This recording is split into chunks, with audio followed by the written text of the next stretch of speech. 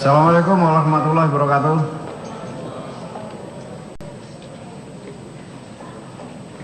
Pagi ini saya selaku Kabar Reskrim akan merilis atau membacakan hasil kegiatan penyelidikan dugaan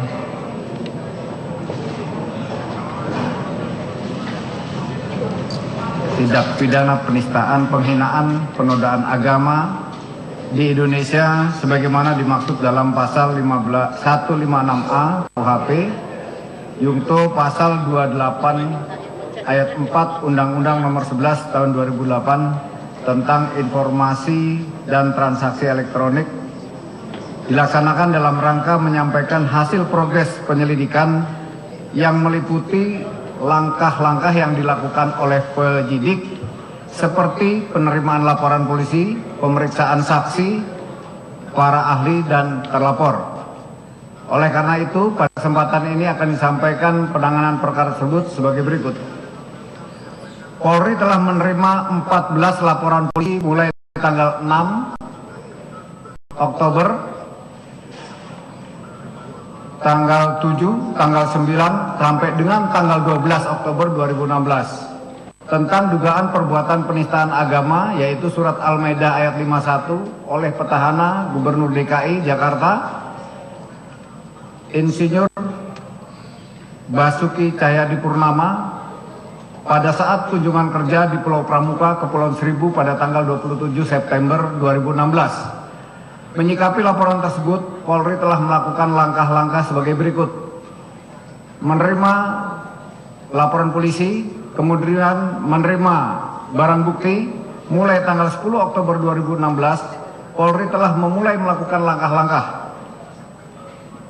1. Melakukan pemeriksaan terhadap barang bukti video digital secara teknis laboratoris dan diperoleh kesimpulan bahwa video yang diserahkan tersebut dalam keadaan asli, dalam arti tidak terdapat tindakan editing, baik mengurangi atau memasukkan frame baru. Kemudian mengundang dan menginterview 29 orang saksi, 2 saksi dari pihak yang berkaitan dengan perkara ini, baik dari pelapor, dan pihak-pihak lain dinilai memiliki keterangan ataupun informasi yang relevan dengan perbuatan. Kemudian mengundang dan menginterview 39 orang ahli untuk mendapat keterangan dari 8 bidang keahlian baik dari pelapor, terlapor maupun dari Polri sendiri, yaitu ahli hukum pidana, ahli bahasa Indonesia, ahli agama, ahli psikologi, ahli antropologi, ahli digital forensik, dan ahli legal drafting. Kemudian dilaksanakan gelar perkara penyelidikan pada hari Selasa tanggal 15 November 2016 dimulai pada pukul 9.30 berakhir pada pukul 18 di Rupatama Mabes Polri dengan perkara terhadap dugaan tindak pidana penistaan, penghinaan, penodaan agama di Indonesia sebagaimana dimaksud pada pasal 156A KUHP Yungto pasal 28 ayat 2 Undang-Undang Nomor 11 Tahun 2008 tentang informasi dan transaksi elektronik.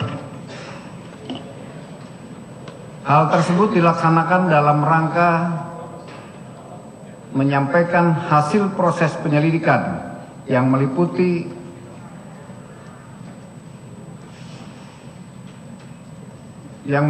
langkah-langkah yang telah dilakukan penyelidik. Mohon maaf.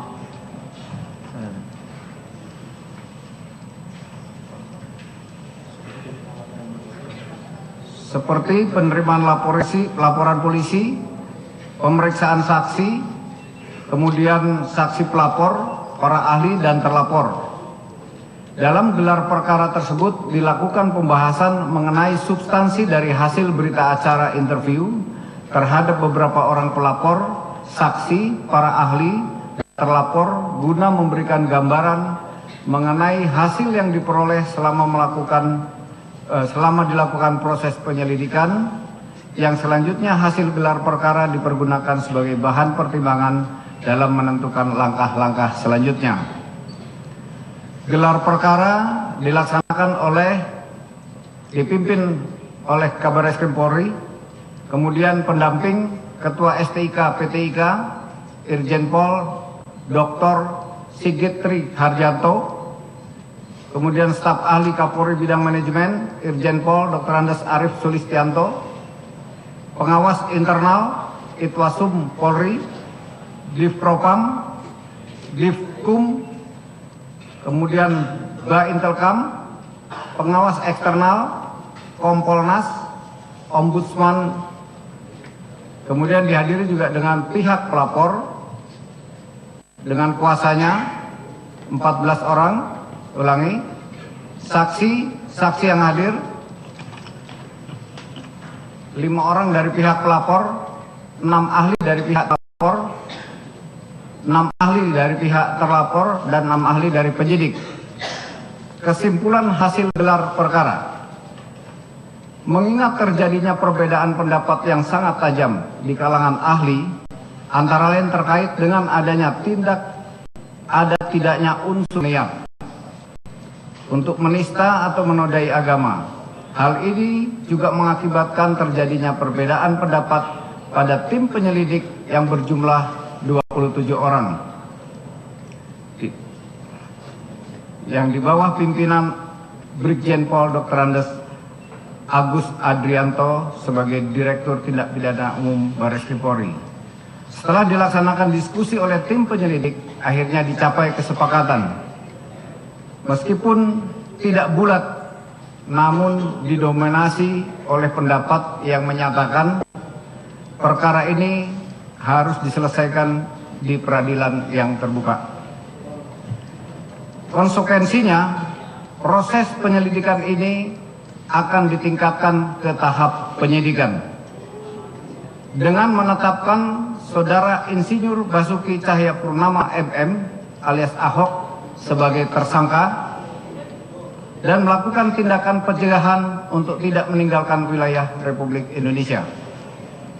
Selanjutnya mulai hari ini akan diterbitkan surat perintah penyidikan dan selanjutnya tim penyidik akan melakukan kegiatan penyidikan, kemudian meneruskan perkaranya ke Jaksa Penuntut Umum secepatnya.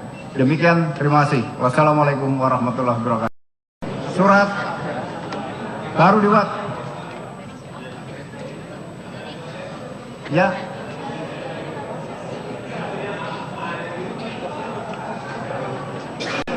Oh ini.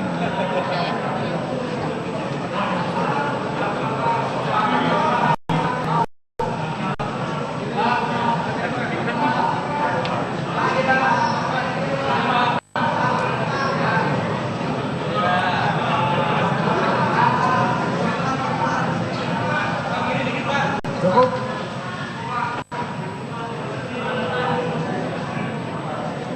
Ada pertanyaan?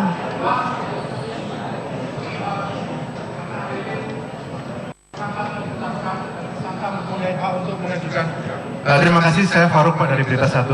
Karena hari ini tersangka sudah ditetapkan dan tersangka mempunyai hak untuk melakukan pra-peradilan, apakah Polri siap melakukan menghadapi pra-peradilan itu? Yang pertama itu, yang kedua terkait bahwasanya hari ini tersangka telah ditetapkan dan mengingat ancaman hukumannya 5 tahun, apakah kemudian diikuti dengan upaya hukum lanjutan? Terima kasih. Saya sampaikan di sini bahwa kasus ini ditingkatkan kepada penyidikan, ya, akan dilakukan upaya-upaya penyidikan berupa pemeriksaan terhadap para saksi dengan pro justisia. Upaya lain adalah melakukan pencegahan supaya tidak keluar negeri. Lain? Ilham Pak dari Jawa Pos. Dulu Presiden sempat menyebut bahwa demonstrasi yang mendesak agar Ahok diproses hukum itu ditunggangi. Apakah kemudian penunggang ini akan diselidiki agar membuat semua ini berimbang, agar membuat kita tahu bahwa kemungkinan ini sangat politis? Apakah akan diselidiki? Begitu Pak? Itu di luar konteks. Yang kita gelarkan di sini proses kegiatan gelar perkara untuk selanjutnya ditingkatkan ke penyidikan.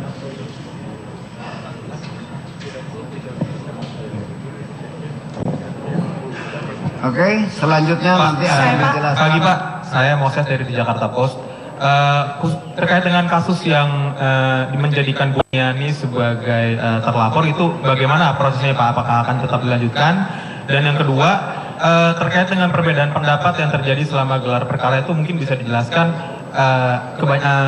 argumen hukum yang disampaikan oleh saksi-saksi terlapor dan pelapor itu bagaimana sehingga bisa polisi menetapkan terlapor sebagai tersangka. Terima kasih. Fokus hari ini rilis daripada hasil gelar. Proses diskusinya saya rasa tidak perlu saya sampaikan di sini. Ya. Izin Pak, dari TVRI Pak Vera, setelah ditetapkan tersangka, apa dasar hukum yang ditemukan Polri atau alat bukti, minimal 2 alat bukti untuk menetapkan Pak Basuki Cahayapurnama sebagai tersangka?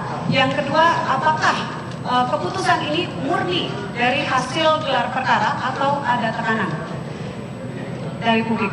Terima kasih Pak.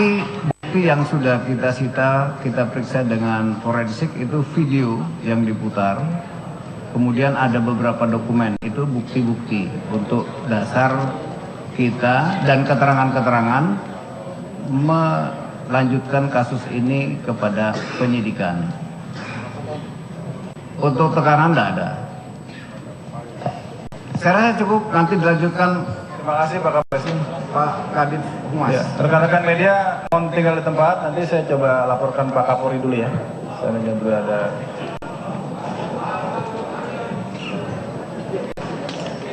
Kapolri mau di